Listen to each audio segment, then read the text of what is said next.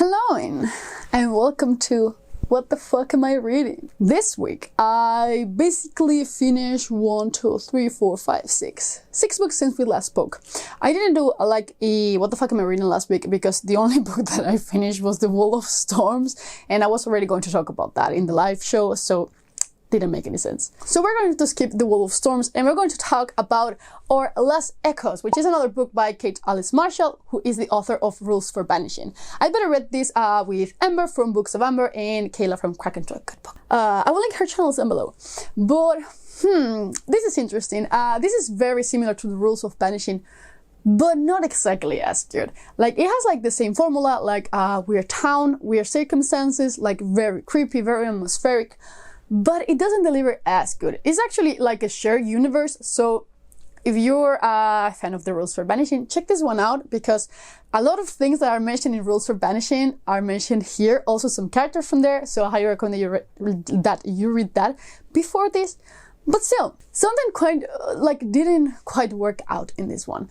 Some things were great, especially the more mysterious part of the beginning. But towards the end where everything was unfolding, I felt a little bit like it was a little bit lackluster. I do have to say that I felt a bit the same with the Rules for Banishing. I feel like once the main mystery was kind of resolved, but not resolved, just more understood, it lost a bit of that darkness, that mystery. So, I'm not going to judge it too harshly though, because I really enjoyed it.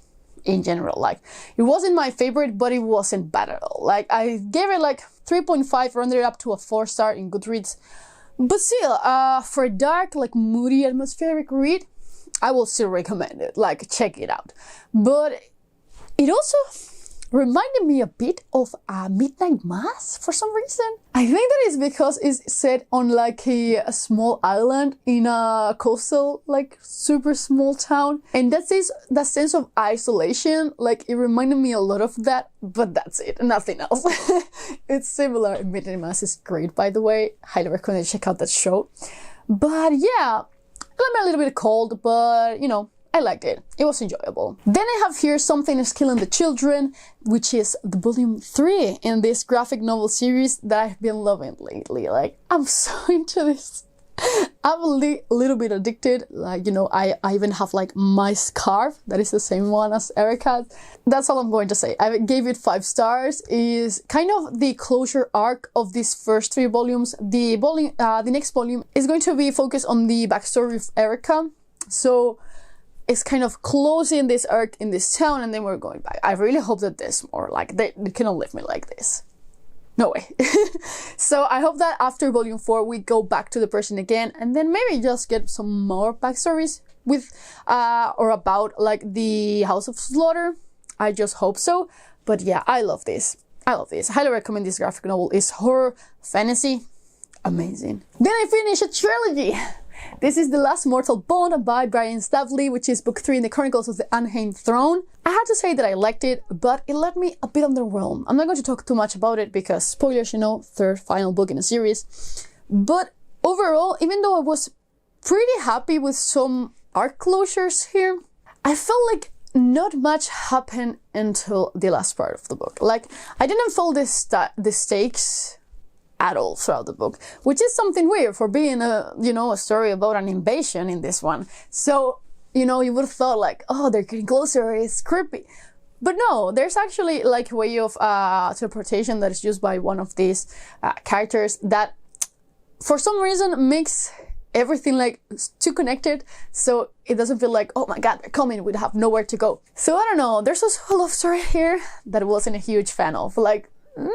No. But I really like Caden, I really like Balin, I really like Adair. The siblings I really like in general. I think they are the best part. Adair redeemed herself a bit after book 2, so that was really nice. But yeah, overall I liked it. I didn't think it was that great, honestly, for being the 3rd book. After, reading a great conclusion to a trilogy that we'll talk later, but I feel like my favorite is definitely book 2, The Providence of Fire, which is amazing in all the ways, fantasy in its peak. But I don't know, this one I'm a little bit cold about it. Not probably, I give it 4 stars basically. But yeah, I do like the fact that the covers for these books are actual scenes from the books. That's super cool. Overall, not a huge fan, but I still really liked it. And then I read Jade Legacy. Oh fuck. So this is the final book in the Greenbone saga. I still don't have my physical copy. I don't think I will get it like anytime soon. But I basically listened to the audiobook, and I also have like an e-arc. So I was able to read along, and man, there are so many like time gems in this book, but they work so great. Like, it's literally a kind of generational story, actually. For someone who doesn't love those, this trilogy feels like a generational story. Like, we start up with like the grandfather, and we end up with the nieces. Whew. It's a lot. There's also it's also like a very emotional series in general. Like, fundamentally, it has a way to make you so attached to this character, especially like the Nopi clan. Like, there are some characters, for example, I'm a huge fan of Aitmada, actually. Like, I think she's a great character. Of course, I hate it. Like, of course, but she is such a good character. I feel like about her in the same way that I feel like Sudaji, for example, is a great character in the Poppy War. Like, they have like that, like, genuinely like a good villain type of character, that it also has like a lot behind her. So good, like, so good. But still, this broke my heart a little bit. I do have to say that it's not as dark as I was thinking. Like, I think that after book 1, I was pretty scared. Like, even when reading the Jade War, I thought that the stakes were not as high as in Jade City for some reason. And in this one, there were some shocking deaths, honestly. But a couple were not that shocking. Like, you know, it was meant to happen. Like, but still, they hurt so bad. I was reading it and I was just like, oh, yeah, this had to happen. But still, I was just like suffering so much. Like, why is this happening? Can't they all just live in peace? But yeah, it was great. And also the action is non-stop from page 1 till the last one. Like, not even after you reach like the climax, you're safe. Like, not at all. But yeah, a lot going on. Shay is still my favorite character. She's great also, and then is fantastic. I do have to say that I liked Hilo more in this one. There was something about him that I couldn't click with in previous books. But in this one, I don't know, I feel like he's more like cold-headed in this one, like more level-headed. Like, he's smarter, definitely. But some parts I still wanted to punch him a bit.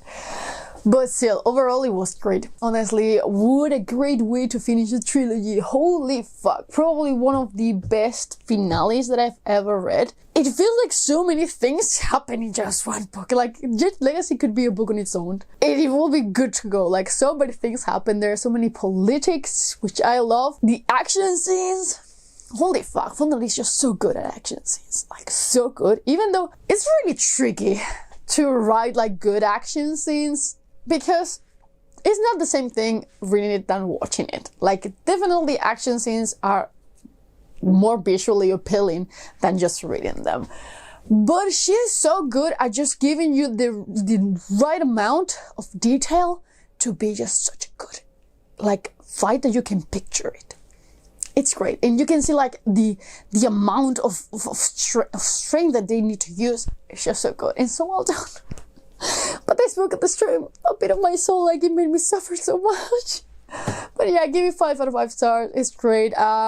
The Greenbone saga is one of the few like trilogies that I've given like all the books 5 stars. They're so good, man. Like, so solid in every single aspect. Like, plot-wise, character-wise, world-building-wise. The world-building is fantastic in every single one of these books. Like, so good. But yeah, I just love it. I think that I might do like a full trilogy review in the future. But dude, so good. Because I was a little bit traumatized, I wasn't feeling like reading none of my books, basically my TBR, because they're all like pretty emotionally heavy. I'm finishing Leviathan Falls, like the Expanse, this month. I'm also finishing, I'm also reading The Veil Throne. So there's a lot of emotions this month, and I wasn't able to handle it yesterday. So I decided to read a short book. And in a comment a couple of weeks ago, I saw someone be just like, hey, I think you might really like Tender is the Flesh. It's just like, you like weird books, so I think you're going to like it. Why do you do that to me?